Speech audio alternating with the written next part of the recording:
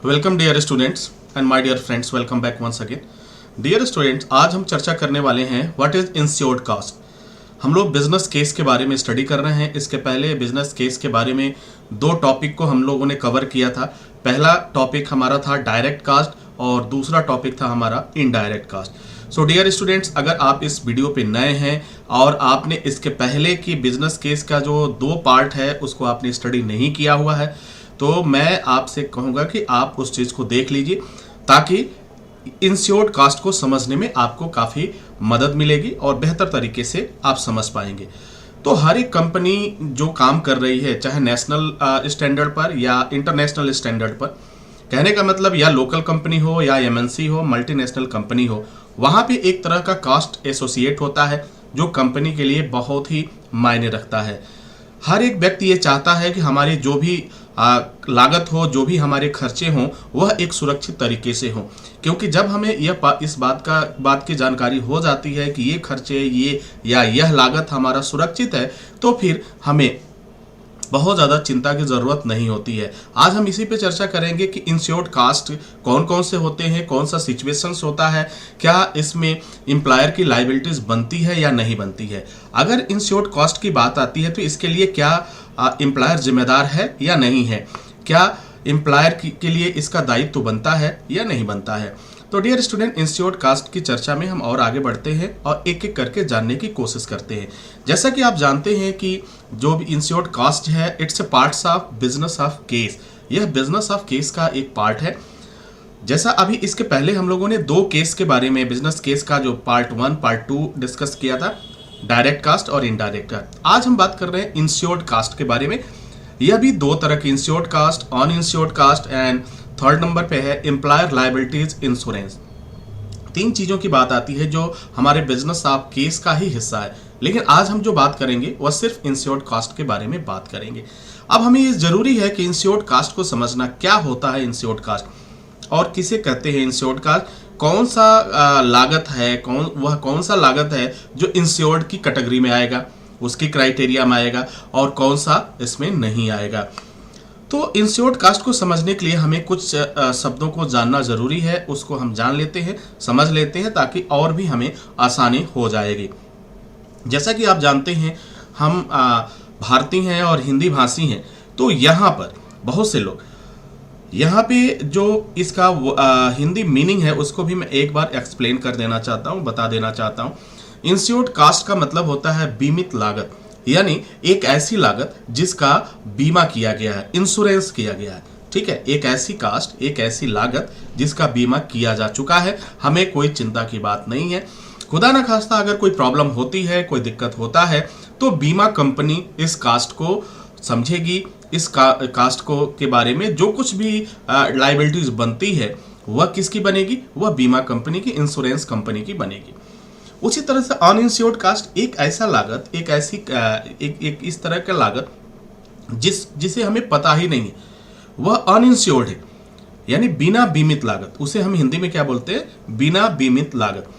अगर हम इसके वर्ड को समझते हैं, अर्थ को समझते हैं, तो निश्चित रूप से हम और बेहतर कर पाएंगे। तो बिना बीमित लागत यानी एक ऐसा खर्च जिसका बीमा नहीं किया गया है, और अगर कुछ इस दायरे में, इस कैटेगरीज में अगर कुछ होता है तो इसके लिए सीधे तौर पे जिम्मेदार कौन होता है, एम्प्लॉयर होगा, यानी कंपनी का जो ओनर है, मालिक है, वो होगा। अब बात कर लेते हैं एम्प्लॉयर्स लायबिलिटी इंश्योरेंस, नियोक्ता दायित्व बीमा।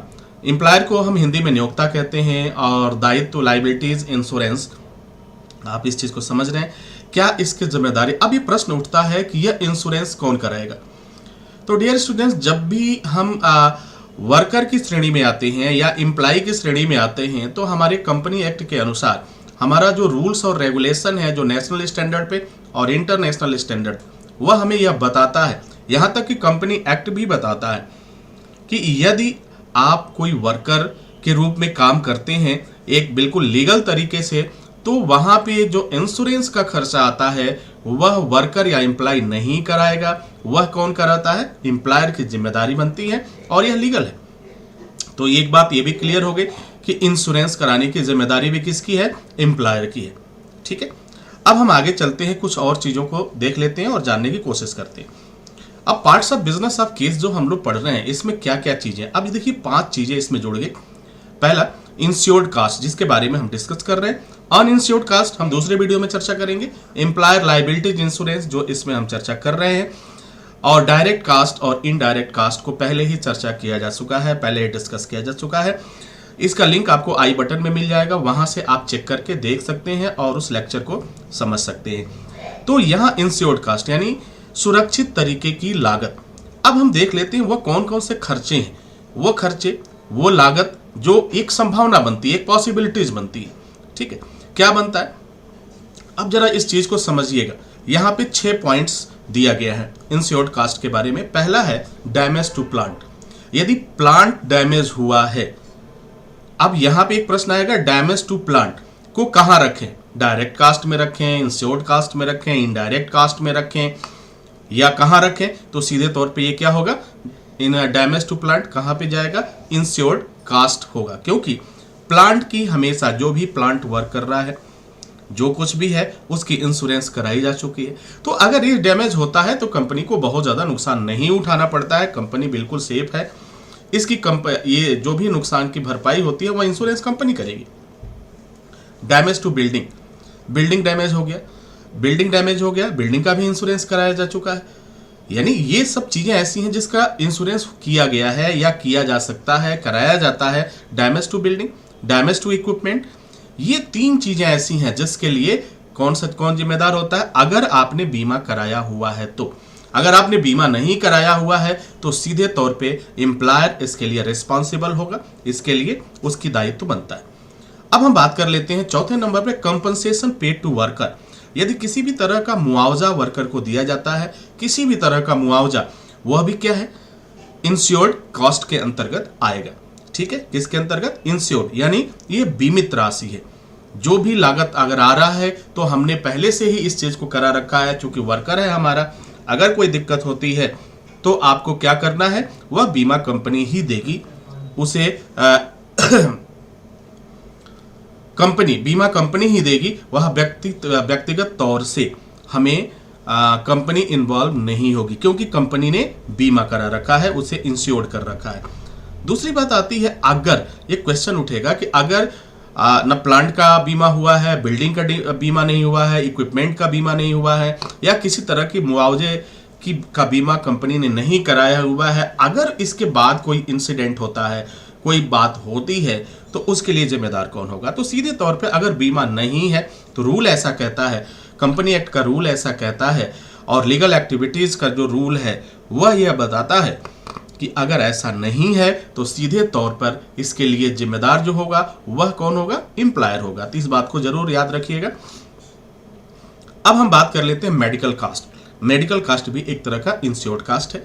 फिर सिविल क्लेम, अगर कोई क्लेम होता है, कोई मुकदमा होता है, सिविल क्लेम होता है, तो इसके लिए भी जिम्मेदार कौन होगा उस समय? अगर आपने इसका इंश्योरेंस करा रखा है तो जिम्मेदार होगी कंपनी, बीमा कंपनी। तो डियर स्टूडेंट, 6 ऐसे पॉइंट्स हैं जो इंश्योर्ड कास्ट के दायरे में आते हैं, और यह कंपनी को बहुत ही सेफ रखते हैं, वर्कर को भी सेफ रखते हैं, हमारी प्लांट्स को, हमारे मटेरियल्स को, बिल्डिंग्स को, और जो कुछ भी है जिसका हमने इंश्योरेंस करा रखा है वह इंश्योर्ड हो चुका है। तो वहां पे हमें चिंता की बात नहीं है। चिंता कहाँ होती है, प्रॉब्लम कहाँ आती है? जहां पे जिस चीज की बीमा नहीं है। सपोज करिए कि एग्जांपल मैं बताता हूं, एक गाड़ी है, ठीक है, जो जिसका इस्तेमाल आप करते हैं, एक गाड़ी है, वो मोटर कार हो सकती है, आपकी बाइक हो सकती है, जिसका यूज आप कर रहे हैं, ठीक है। आपने उसका बीमा नहीं कराया और गाड़ी निकाला आपने, और गाड़ी निकाल के आपने चलाना शुरू कर दिया। पहली बात तो वह उसमें फाइन के दायरे में आ गया, बिना बीमा के आप गाड़ी चला रहे हैं, ये भी इलीगल हो गया। तो पहला रूल टूटा यहाँ पे। दूसरी बात, आप चला रहे हैं और किसी वजह से उस गाड़ी से एक्सीडेंट हो जाता है और किसी के साथ कैजुअलिटी हो जाती है, यानी उस एक्सीडेंट में कोई मारा जाता है, किसी की मौत हो जाती है, तो पूरी जिम्मेदारी जो आ जाती है वह किस पर आ जाएगी?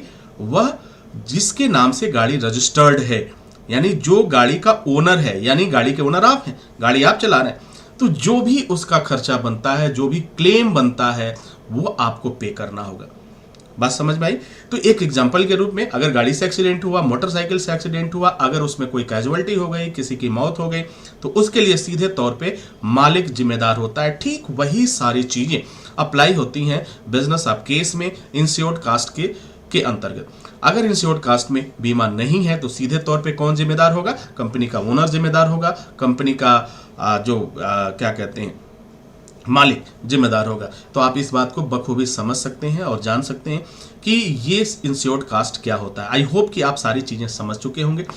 डियर स्टूडेंट, यदि आप भी हेल्थ एंड सेफ्टी कोर्स में